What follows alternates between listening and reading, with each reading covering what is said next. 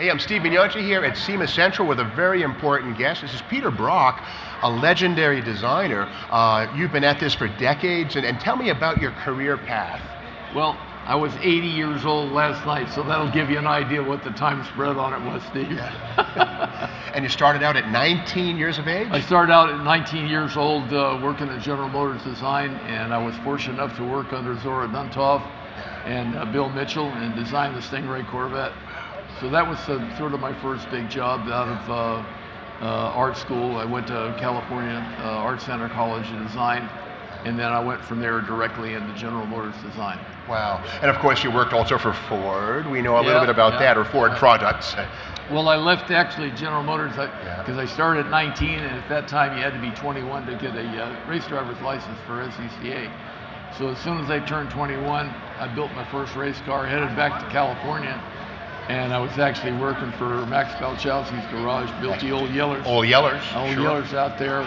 And I worked for him chasing parts and cleaning up the shop during the day, and at night I worked on my race car, Max helped me. So you went from helping to design the Stingray to chasing parts for Max Balchowski. Yeah, because I want to be a race driver. Right on.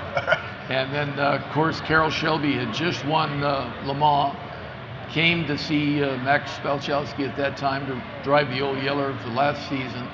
And I got to know Carroll at that time. We spent a lot of time together. And he asked me to run his race driving school out at Riverside Raceway. So I became his first employee. And for that, worked into the Cobra program. Cobra. And then I didn't tell him I was a car designer. I told him I was a race driver. Okay. So when he said, I want to go to Europe, and the Cobras weren't fast enough for the top speed, I said, well, I have a solution for you. If it's going to look pretty strange. And he said, I don't care if it's looking funny. Is it going to be fast? And I said, well, the Germans came up with some great design in the late 1930s, and very, very efficient aerodynamics. And if you allow me to put those ideas into a new body for the Cobra, I think we can do it. So that's what happened. I designed the Daytona Cobra for him, which was real strange looking at the time.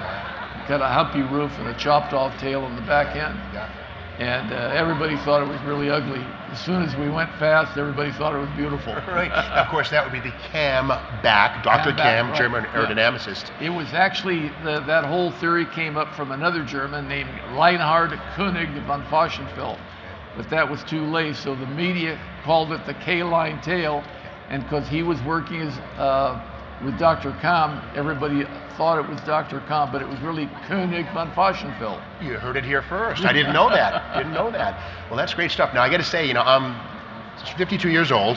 In 1974, I got the Revell BRE Datsun, the 510 and the 240Z, and I built those. And the one thing I loved about your race enterprises was the treatment of the graphics. The red, the white, and the blue. Very tasteful. They stood apart. How long did it take to come up with the designs? Well, actually, being a designer, I was very involved in graphics and thing, and my whole idea for that car was that no matter which angle you photographed it from on the racetrack, you had to be able to read it. And see, one mistake a lot of people do in designing graphics is they make everything intricate and beautiful work looking at it 2 feet.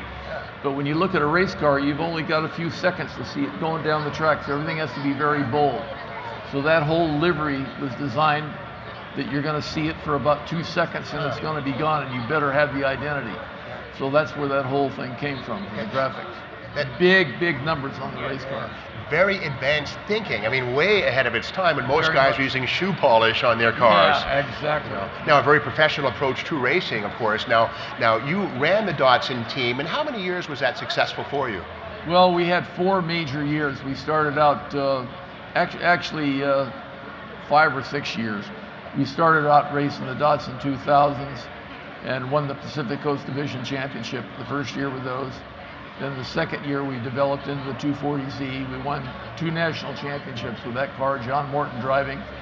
And then we took over and went into the 2.5 Trans Am with a 510 sedan, of course, where we were running against BMW and Alfa Romeo. So that really brought on the Japanese tuner market, because a kid could go out and buy that car for $3,500, put a couple of grand in it with a good set of wheels, and you instantly had a canyon racer that would smoke the best from Italy and England. Now you're still very busy. Tell me about the Aero Vault trailer project. We've completely changed the whole design of trailers by applying aerodynamics to trailers. So instead of the traditional square box, you know, because they were designed to carry a bunch of boxes in them, but you put an automobile in them, they've got all this wasted space up there. So basically it's like making the scabbard for a sword. You make the shape around the automobile, cut off the frontal area on the sides, round it off, and the air goes completely around it and stays attached. So you don't want to make a V nose or a slant nose or anything. That doesn't work because you get too much turbulence off it. So if it's all smooth and round design off the front, the air stays attached, and we're getting about 30% better mileage than a conventional trailer. Yeah. Well, how can our viewers more learn about the AeroVault trailer and what you're up to? Okay, just go to airvault@info.com and you'll get all the information. We build them right here in Henderson. Yeah. Well, Peter Brock, legendary designer, Great. A life of making form and function look fantastic at the same time. We thank you for being with us here at SEMA Central. There's more to come. Stick around, please. Well, the 50th year couldn't be any